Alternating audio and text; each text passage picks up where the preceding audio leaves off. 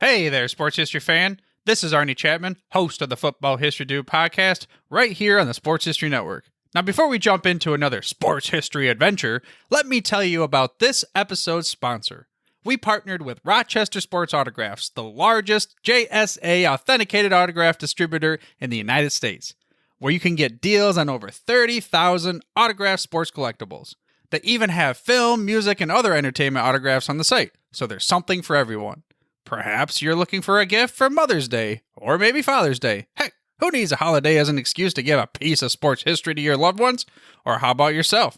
Today seems like a great day to add to your sports cave, right? But how is RSA able to offer such great deals on JSA authentication, you ask? Well, they do this by making deals directly with athletes, so there are no extra markups, and they choose to pass these savings on to the customer.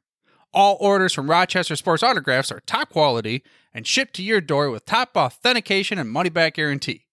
And to make sure RSA knows that the Sports History Network sent you, we created a special link for you. All you have to do is head to shoprsa.com/SHN. Again, that's shoprsa.com/SHN. Head over there to get your piece of sports history today. This podcast is part of the Sports History Network, your headquarters for the yesteryear of your favorite sport. You can learn more at sportshistorynetwork.com.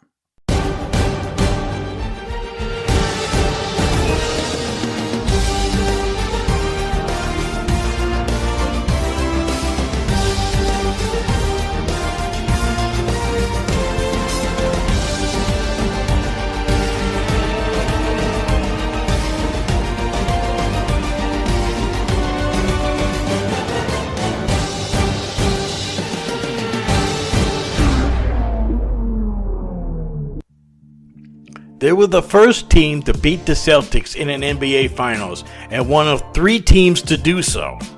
The Los Angeles Lakers defeated the Celtics in the Finals in 1985 and once again in 1987 with Magic Johnson and Kareem Abdul-Jabbar.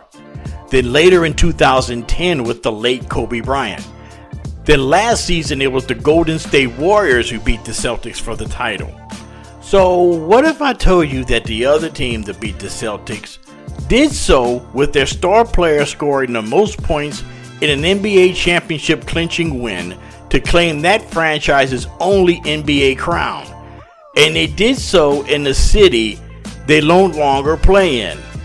Hello fans, and welcome back to this latest edition of the Historically Speaking Sports Podcast, where we discuss the best of sports from back in the day. I'm your host, Dana Augusta. I'm glad, grateful, and thankful for you taking time out of your day or evening or night to give us a listen. And just a reminder, don't forget to subscribe to the show wherever you hear us. In this edition of this program, we will begin a series of shows dedicated to forgotten franchises and their impact on their leagues during their time of operation. This episode, we will resurrect the old St. Louis Hawks, who defeated the Celtics in the 1958 NBA Finals that saw future Hall of Famer Bob Pettit drop 50 points on the Celtics in the deciding game, and giving the Hawks, and of course now based in Atlanta, its only NBA title. Later in the show, we will send a shout out, well, of sorts, maybe a remembrance is probably the best way to put it. This week was the anniversary of the darkest day in British football history, a day that began as a FA Cup semi-final matchup but ended when 97 people were killed and another 700 injured. And of course, we have the top 5, which includes a team drafting a quarterback first in the NFL draft that changed the fortunes of a struggling franchise, and he also changed the game.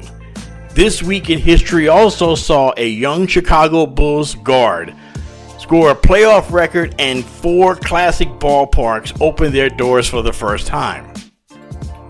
So sit back, pump up the volume, because you're going down sports memory lane with the top down on Historically Speaking Sports Podcast, which is a proud member of the Sports History Network. At the Sports History Network, we're all about the sports yesteryear, and so we're pleased to introduce you to Row 1, an online memorabilia gallery and shop that brings sports history to life. The Row 1 gallery features over 5,200 gorgeously reproduced prints of team posters, game program covers, game tickets, and advertisements in baseball, pro and college football, pro and college basketball, and more. Any gallery item may be printed in a variety of sizes on wood, metal, canvas, acrylic, or poster paper. It's your choice. In the Row 1 shop, you can pick from thousands of unique items that feature retro and historical backgrounds dating back to 1876. We have everything from clothing to phone cases to mugs, even shower curtains.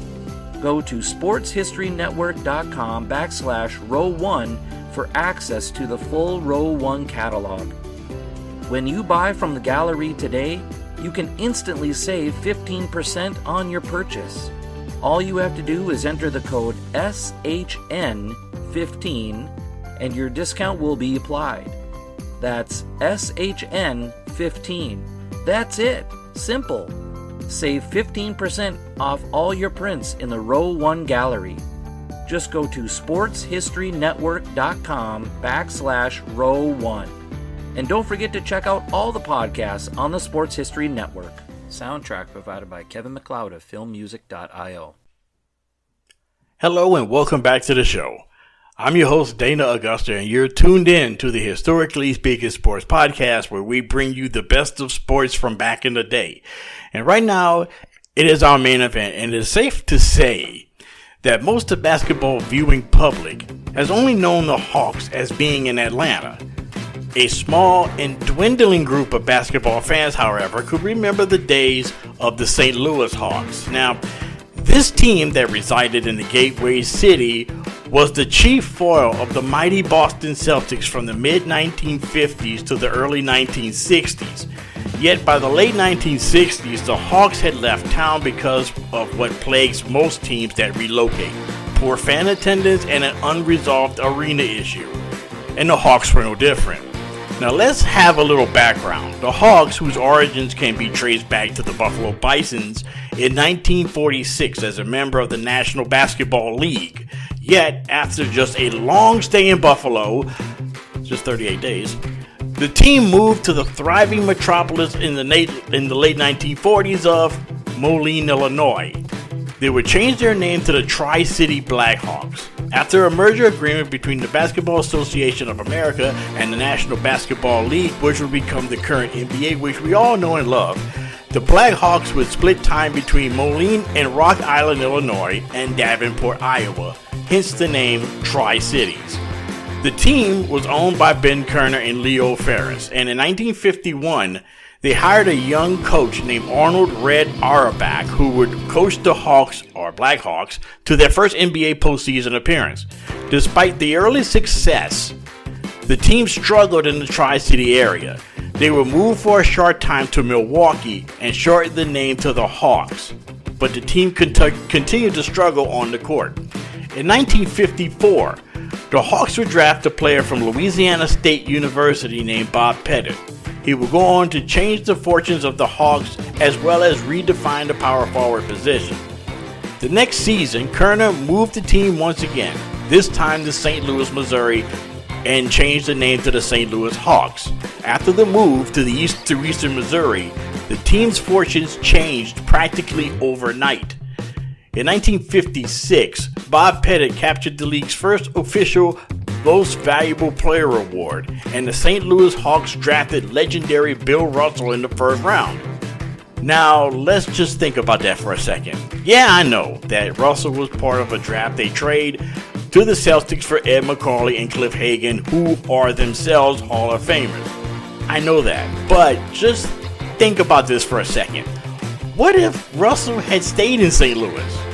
You had Bob Pettit at power forward. Then you draft a young shot-blocking, rebounding, athletic center named Bill Russell, who had not only won back-to-back NCAA titles with the University of San Francisco, but in 1956, Russell was coming off winning the gold medal in the Melbourne Olympics. We would probably be talking about the Hawks maybe in place of the Lakers or the Celtics as the NBA's greatest dynasty. But of course, you know Russell went to the Celtics for Easy Ed and Cliff Hagan, and the rest, as they say, is history. In 1957, the Hawks finished 4 games under 500. However, the Western Division that year was extremely weak, and no team in the division had a winning record. They won the division title and a bye to the division finals after defeating the Minneapolis Lakers and the Fort Wayne Pistons in 1-game tiebreakers. Now that sounds a lot like the NBA play-in tournament, doesn't it? Then they defeated the Lakers in the division finals to advance to the NBA finals, where they would face the Celtics, the champions of the East.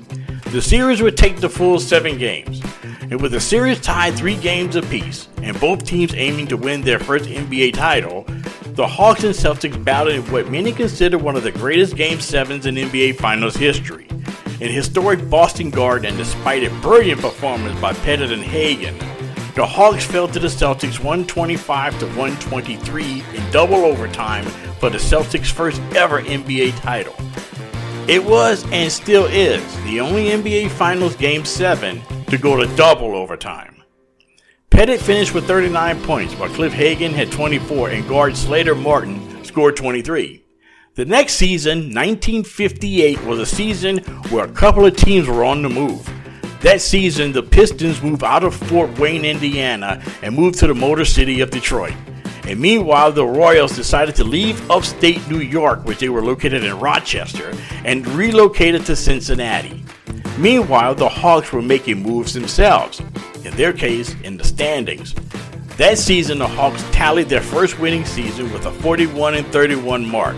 St. Louis again advanced to the finals, where they once again faced the Celtics, who dominated the Eastern Division with a 49-23 mark. The Hawks upset the Celtics with a healthy Bill Russell in Game 1 at Boston Garden 104-102, yet Boston struck back with a blowout win in Game 2 136-112. Now when the series shifted back to Kiel Auditorium in St. Louis, the Hawks prevailed 111-108 in Game 3 when Russell severely sprained his ankle. Without Russell, the Celtics evened the series with a 109-98 surprise win in Game 4. Then St. Louis turned the tables on the Celtics, winning 102-100 to force Game 5 back in Boston to take the series lead.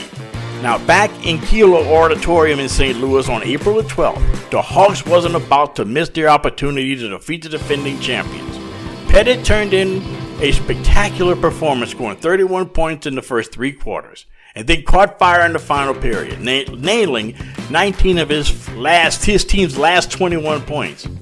His last 2 points on a tip-in with 15 seconds remaining put the Hawks ahead 110-107, and the Celtics scored one more final bucket but could do no more. The Hawks finally had the title with a 110-109 championship-clinching victory. Pettit has scored 50 points, including the Hawks' 18 of the last 21 points in propelling the Hawks to the championship. Pettit's 50 points set a new finals record for most points scored by a player in a series-clinching game, a record that would be finally tied by Giannis Antetokounmpo in 2021. Now, according to most observers, they figured that the Celtics probably would have won the 1958 title if Russell hadn't suffered his injury in Game 3. Auerbach, however, found no comfort in that opinion. Quote, "You could always look for excuses. In this case, we just got beat." Unquote. The following season, Bob Pettit led the Hawks to the Western Division best 49-23 record and helped him capture his second MVP award. However, the Hawks wouldn't reach the finals as they were defeated by the Minneapolis Lakers in the Western Division final. The Hawks remained one of the NBA's premier teams for the next decade. In 1960, under former player and new coach Ed McCauley, the team advanced to the finals for the 3rd time in 4 seasons, but lost to the Celtics in another 7-game thriller.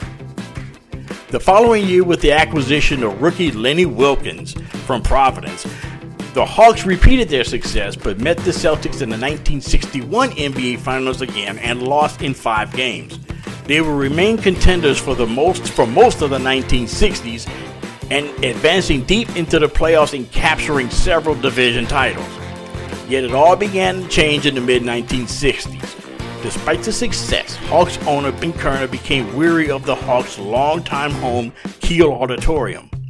The 33-year-old arena seated only 10,000 people and was starting to show its age.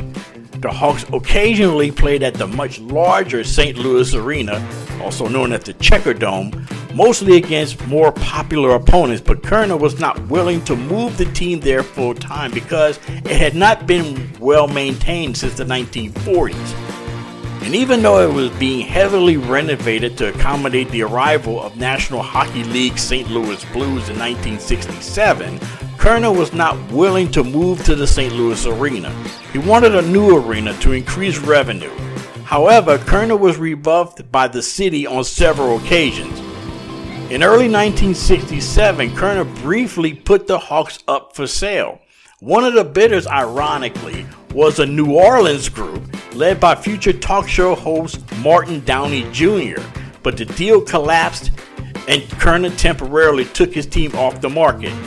Unable to resolve the arena situation in St. Louis, Kerner sold the Hawks to an Atlanta real estate developer named Tom Cousins and former Georgia Governor Carl Sanders, who moved the team to Atlanta in time for the 1968 season.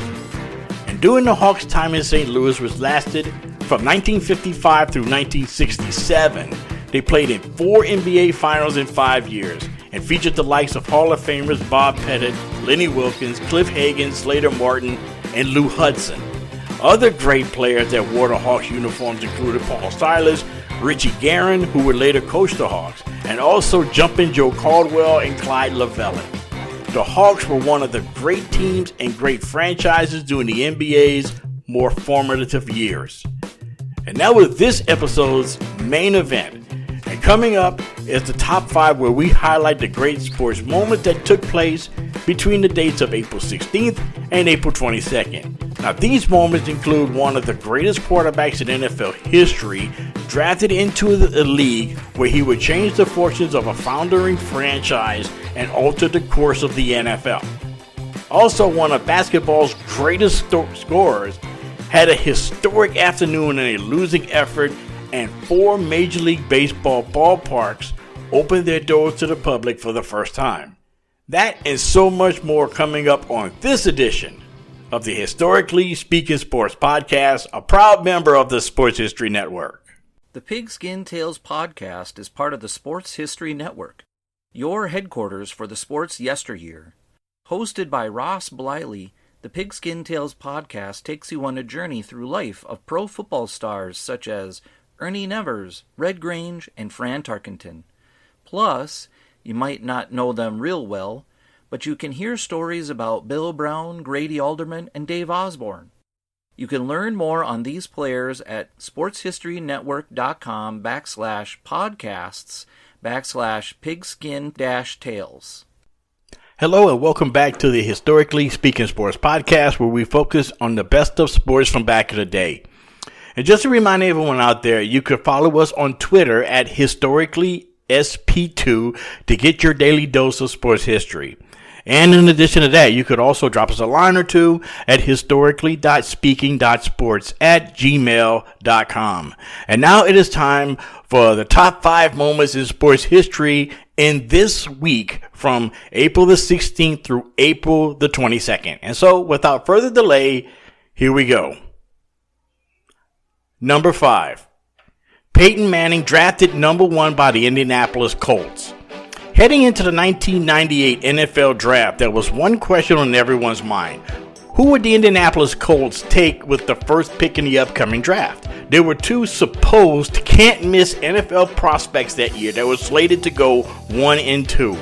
The first was a strong-arm quarterback from the University of Tennessee who was the son of a former NFL quarterback and who starred for a team that consistently was in the hunt for the SEC title at a time when that conference was ruled by the University of Florida and head coach Steve Spurrier. The other was out of Washington State, who pro scouts and other people in the know compared him quite favorably to perennial Pro Bowl quarterback Dan Marino. And as it turned out, the Colts with that number 1 pick decided to take the kid from the University of Tennessee named Peyton Manning. Manning would go on to turn around a struggling franchise and in the process turn the Colts into a dominant AFC team for over a decade and single-handedly transformed the position of quarterback.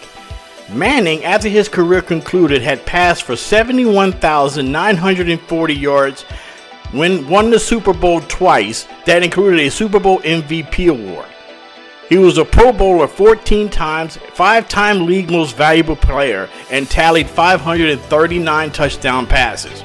On the other hand, that other can't-miss prospect was Ryan Leaf, who was drafted with the second pick by my San Diego Chargers.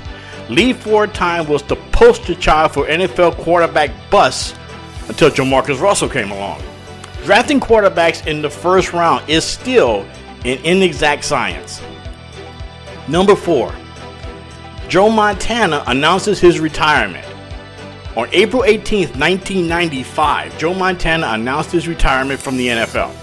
That began the debate that still rages to this day. Who is the greatest quarterback ever? Now, some of the old heads from a different generation would argue John Unitas. Some in my generation would say John Elway or maybe even Dan Marino.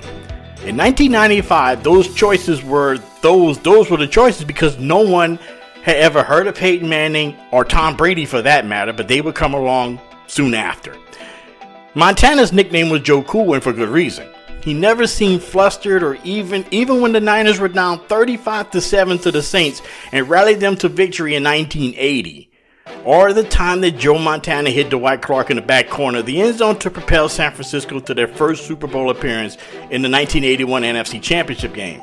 He seemed totally in control when he drilled the pass to John Taylor to deny the Bengals in Super Bowl 23 with 39 seconds remaining in regulation. His coolness was under extreme pressure actually traveled with him when he went to Kansas City and rallied the Chiefs past John Elway and the Broncos in a 1994 Monday Night Football game that I consider the greatest Monday Night Football game ever. When Montana retired, he was an 8-time Pro Bowl selection, 4-time Super Bowl winner with 3 Super Bowl MVP awards, 2-time League Most Valuable Player, and was the 1986 NFL Comeback Player of the Year. Finally, here's a did you know about Joe Montana. After the 1983 NFL Draft, John Elway had no intentions of playing in Baltimore. That's been a well-documented story. Did you know that one of the teams that considered trading for Elway was the 49ers? The deal would have sent Montana to Baltimore, and Elway, who wanted to play on the West Coast, would have been the new quarterback of the San Francisco 49ers and would have been an immediate local favorite because Elway starred at nearby Stanford. In addition to that, Elway would have been under the tutelage of Bill Walsh. That's scary stuff, isn't it? Number 3. The Rochester Royals beat the New York Knicks in a wild NBA Finals. On April 21st, 1951, the Rochester Royals, led by Ernie Risen's 24 points and 13 rebounds, defeated the New York Knicks 79-75 to claim their first and only NBA title. The Royals, now known as the Sacramento Kings, claimed the title in the first NBA final to go to full 7 games. This was also the only NBA final to go 7 games after a team went up 3-0 in the series. Rochester, behind the play of Risen, Jack Coleman, won the first 2 games at Edgerton Park Arena in Rochester. In Game 3, the Royals, behind Risen's 27 points, gave Rochester a 78-71 win in Madison Square Garden in New York City. With the Royals up 3-0 in the series, many sports writers and fans considered the series over. Yet the Knicks, behind Harry Gallatin, Connie Simmons, and Max Zaslofsky, evened the series, winning 3 straight games to force the NBA's first ever Game 7 in Rochester. And as it turned out, the Knicks fell short in the 7th game, losing 79-75 for the Royals/Kings' first and only NBA title. Number 2. Michael Jordan dropped 63 points in the Boston Garden. Now, I remember this game as if it was last week. The Boston Celtics with Larry Bird, Kevin McHale, Danny Ainge, and the crew faced the upstart Chicago Bulls with a young Michael Jordan. The Celtics had an NBA best record at 67-15, while the Bulls were 30-52, the worst record of any team in the postseason that year. Sports writers and analysts were convinced that this would be basically a warm-up for the Celtics' playoff run. This was the second straight year the Bulls were in the postseason, and just like the season before, Chicago's stay in the Eastern Conference postseason was going to be brief. And after it was all said and done, the Bulls were swept by the eventual champion Celtics in 3 games. The first round matchups were best of 3 out of 5 in 1986. But the most notable thing about this entire series was not Boston's 3-game sweep of the Stan Albeck coach Bulls. It was Game 2 of the series in Boston Garden. On April 20th, 1986, Michael Jordan gave fans a glimpse of the future as he scored an NBA postseason scoring record 63 points in a 135-131 double overtime loss to the Celtics. Jordan went 22 of 41 from the floor and 19 of 21 from the free throw line. Yet his 63 points still were not enough, as Bird finished with 36 and McHale with 27. And to this day, still the most points ever scored in an NBA postseason game. And the number one sports moment that took place between the dates of April the 16th and April 22nd, 4 classic ballparks opened their doors. Now, in this case, I have combined 4 moments into one. But combined, they have been the foundation of the game of baseball for over 100 years. This week in history saw the opening of 4 classic Major League ballparks: Fenway Park in Boston, Wrigley Field in Chicago, Tiger Stadium in Detroit, and Yankee Stadium in the Bronx. First on the list, Fenway Park, which opened its doors to the public on April 20th, 1912. On that afternoon, the Red Sox defeated their rival New York Highlanders, who would change their name sometime later to the Yankees. More on them later. Fans would consider the stadium good luck, because later that year the Sox would win the World Series against the New York Giants. In the deciding game of the series, Giants outfielder Fred Snodgrass muffed a fly ball late in Game 7 that opened the door for a Boston rally and claimed a World Series victory. Yet throughout its history, it has been the site of so much Boston baseball anguish. Bob Gibson in the 1967 World Series, Bucky Dent's in 1978 dramatic home run, just to name a few. But there were some good times mixed in as well. The entire career of Ted Williams, Game 4 of the 2005 American League Championship Series that featured the comeback of all comebacks that began at Fenway Park. Fenway was also the site of the greatest World Series game ever, Game 6, 1975, and Carlton Fisk waving the ball around the left field foul pole. And it all started this week in 1912. Fenway Park is still around, as well as Wrigley Field on Chicago's north side. It opened as the home of the now defunct Chicago Whales of the late Federal League in 1914. On April 20th, 1916, the Cubs became their new permanent resident. They christened their new home with a 7-6 win over the Cincinnati Reds in their home opener. Wrigley Field was the last stadium to have lights, and that wasn't until August 9th of 1988. It was the site of the Bartman incident that anyone over the age of 30 remembers. Wow, has it been that long? But Cubs like Billy Williams and Ron Santo and Ernie Banks have all played amid the ivy-covered walls of this magnificent neighborhood ballpark. The third of these classic diamonds opened on April 20th, 1912, and interestingly enough, the same day as Fenway. In the beginning, it was called Navin Field, located on the corner of Michigan and Trumbull Avenue in the Corktown neighborhood of Detroit. This intersection, which would be nicknamed simply the Corner, would be the home of the Detroit Tigers until 1999. It was the site of several Tiger World Championship victories, including winning it all in 1984 against the San Diego Padres. The 84 Tigers is ranked with some of the greatest teams in baseball history as they started the campaign with a 35-5 record in their first 40 games.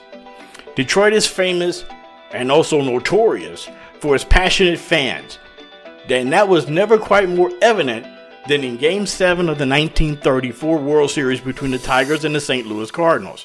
In the bottom of the 5th inning in Game 7, the Tigers already trailing 7-0. Cardinal left fielder Ducky Medwick slid hard into Detroit third baseman Marv Owen. Owen and Medwick got into a scuffle at third base, And in the top of the sixth, after taking his position in the outfield, Medwick was pelted with beer bottles and fruit by Detroit fans and was taken out of the game for his own safety. Detroit's wild and raucous fan tradition goes back a long way. Last and the most famous of the stadiums that opened their doors this week, when it opened on Wednesday, April 18th, 1923, on the site of a lumber yard in the Bronx. The New York Evening Telegram stated, quote, "Everything smelled of fresh paint, fresh plaster, and fresh grass," unquote. After spending the first decade and a half at Hilltop Park in Manhattan, and another few years contending with the New York Giants and their manager John McGraw at the Polo Grounds, the Yankees finally had a first-rate home of their own. The Yankees won that day 4-1, as Babe Ruth connected on a 3-run home run to give the Yankees a 4-1 win over the Red Sox. The Yankees would win their first of 27 World Championships there, and that site in the Bronx would hold more baseball history than any place for any sports on the planet. It was the site of the famous Lou Gehrig, luckiest man in the face of the earth speech. Don Larson pitched a World Series perfect game there. Reggie Jackson hit 3 consecutive World Series home runs there. Babe Ruth hit his 60th home run there against the Senators in 1927. Mickey Mantle and Roger Maris had their epic home run chase there in 1961, where Maris broke Babe Ruth's record with a home run that landed in the same area most of Ruth's shots would end up, in the short right field porch at Yankee Stadium. So Yankee Stadium, Wrigley Field, Tiger Stadium, Fenway Park, 4 of baseball's best and most legendary diamonds opened their doors this week in sports history. And that would do it for this week's edition of the Top 5. And coming up next, we will send a solemn remembrance on the anniversary of one of the darkest days not only in British sporting history, but sports around the globe. The date, April 15th, 1989, and the Hillsborough Disaster. Coming up after this short break. We here at the Sports History Network are thrilled to work with our sponsors and partners. With their support, we are able to produce great content for you. The other cool thing is, most of our sponsors and partners offer discounts to pass along to our fans. So if you go to the website today, you'll find Row 1, Royal Retros, Play Classic, Thrive Fantasy, and Mega Seats. With Row 1, you can save up to 15% in the gallery with the code SHN. The Row 1 gallery includes over 5,200 reproduced sports history prints on a variety of sizes, including wood, metal, canvas, acrylic, or poster paper. The Row 1 shop has thousands more unique items with retro and historical designs dating back to 1876. Including t-shirts, long-sleeve shirts, phone cases, mugs, blankets, pillows, towels, as well as shower curtains. Royal Retros is the king of throwbacks. They've got jerseys, shirts, hats, collectibles, and more from the defunct leagues and the teams in those leagues. Play Classic has your sports simulation board games. Just use the code SHN to save 10% off your first order. Thrive Fantasy is a daily fantasy sports and esports app for player props. Use the promo code SHN for instant 100% match up to $100. And Mega Seats are tickets with no fees. You can save up to 10% with the code SHN. So there you have it. When you check out the sponsors and deals tabs on the Sports History Network website, you'll find plenty of deals to save you some dough. Check it out today.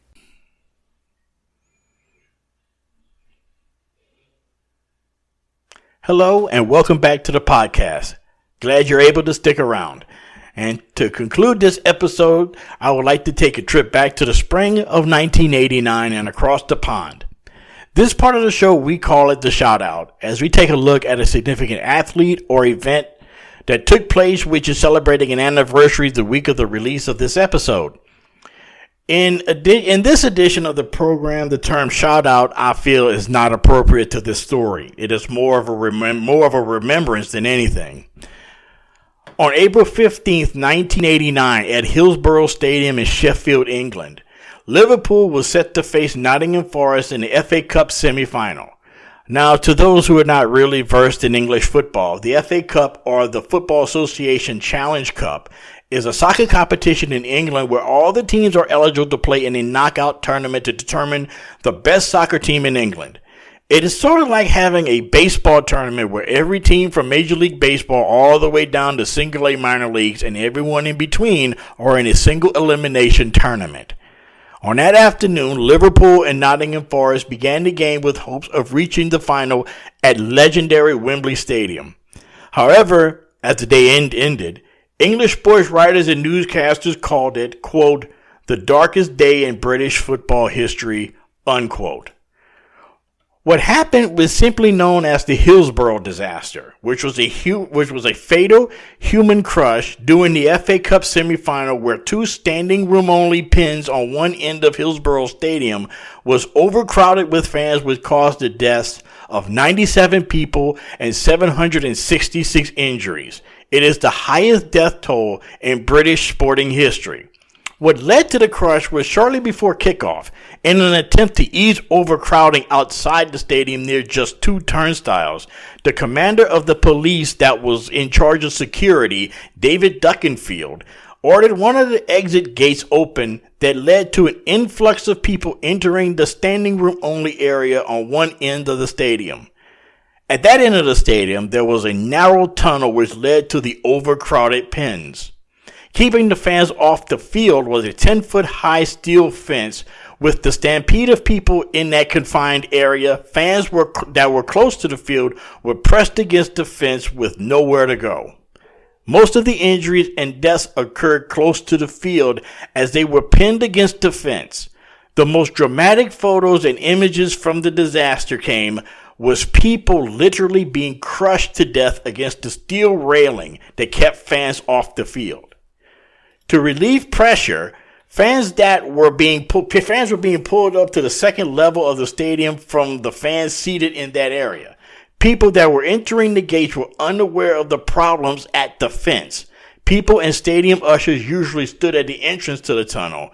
And when the standing room only pens reached capacity, they would direct fans to the side pens. But in this case, for reasons not fully explained, it didn't happen. Shortly after the game began at 3 p.m. local time, fans were still streaming into the game. Liverpool's goalkeeper, Bruce Grobbelaar, reported fans pleading with him to help them as the situation worsened. The fans were beginning to climb the fence onto the field, and the police tried to stop them at first, thinking it was a field invasion. Then South Yorkshire Police Superintendent realized the situation and ran on the field to gain the attention of game referee Ray Lewis.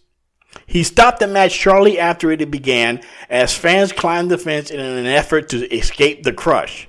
On that end of the stadium, referred to as the Leppings Lane end, the crowd spilled onto the field, congregated there to receive medical attention. The players by this time had been ushered into the dressing room where they were told there would be a 30-minute postponement. Those still trapped in the pens were packed so tightly that many of the victims died of compressive asphyxiation while standing. Meanwhile, on the pitch, police, stewards, and members of the St. John Ambulance Service were overwhelmed. Many uninjured fans assisted the injured. Several attempted CPR, and others tore down advertising boards to use as stretchers. In the following days, condolences flooded from across the world, led by Queen Elizabeth, as well as Pope John Paul II and President George Herbert Walker Bush. British Prime Minister Margaret Thatcher and Home Secretary Douglas Hurd visited Hillsborough the day after the disaster and met with the survivors. Anfield Stadium, the home of Liverpool, was open the next day to allow fans to pay tribute to the dead. Thousands of fans visited the stadium, and the stadium was filled with flowers, scarves, and other tributes. In all, more than 200,000 people visited the shrine out inside the stadium. In the following days and weeks, South Yorkshire Police fed the press false stories suggesting that the football hooliganism and drunkenness by Liverpool supporters had caused the disaster. UEFA President Jacques Georges caused controversy by describing the Liverpool supporters as quote-unquote beasts, wrongly suggesting that hooliganism was the cause of the disaster, which had occurred less than 4 years after the infamous Heysel Stadium disaster. His remarks led to the Liverpool Football Club calling for his resignation, but he apologized upon discovering hooliganism was not the cause. Blaming Liverpool fans persisted even after the Taylor Report of 1990, which found that the main cause was failure of crowd control by the South Yorkshire Police. Following the Taylor Report, the Director of Public Prosecutions ruled there was no evidence to justify prosecution of any individuals or institutions. The disaster led to a number of safety improvements in the largest English football grounds, notably the elimination of fenced standing terraces in favor of all cedar stadiums in the top 2 tiers of English football. The first coroner's inquest into the Hillsborough disaster was completed in 1991 and concluded with verdicts of accidental death in respect to all the deceased. Families disputed the findings and fought to have the case reopened. In 1997, Lord Justice Stuart Smith concluded that there was no justification for a new inquiry. Private prosecutions brought by the Hillsborough Family Support Group against Duckenfield and his deputy Bernard Murray failed in 2000. By 2009, a Hillsborough independent panel was formed to review the evidence. Reporting in 2012, it confirmed Taylor's 1990s criticism and revealed details about the extended police efforts to shift the blame on the fans, the role of other emergency services, and the error of the first coroner's inquest. The panel's report resulted in the previous findings of accidental death being quashed and the creation of a new coroner's inquest. It also produced 2 criminal investigations that led by the police in 2012. Operation Resolved looked into the causes of the disaster and by Independent Police Complaints Commission to examine the actions of the police in the aftermath. The second coroner's inquest was held from April 2014 to April 2016, and they ruled that the supporters were unlawfully killed owing to gross negligent failures by the police and ambulance services to fulfill their duty of care. The inquest also found that the design of the stadium contributed to the crush and that the supporters were not to blame for the dangerous conditions. Public anger over the actions of the police force during the second inquest led to the suspension of South Yorkshire Police Chief Constable David Crompton following the verdict.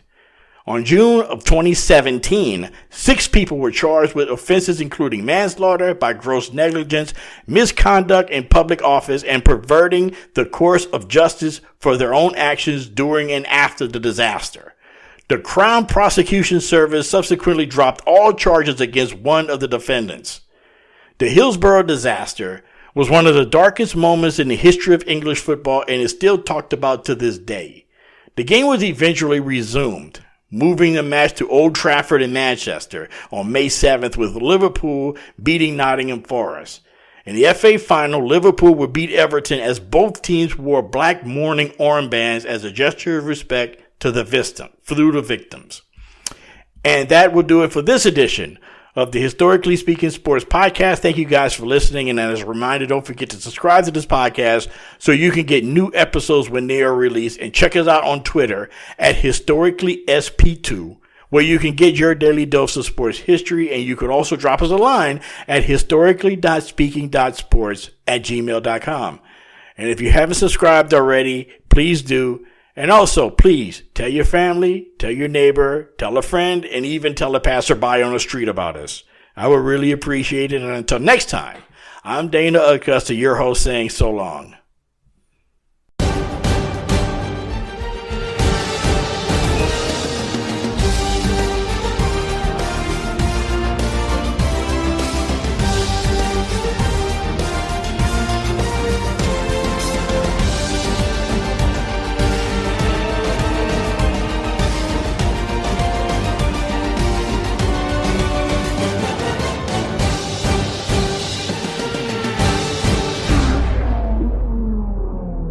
Hi, this is Joe Ziemba, the host of When Football Was Football, here on the Sports History Network.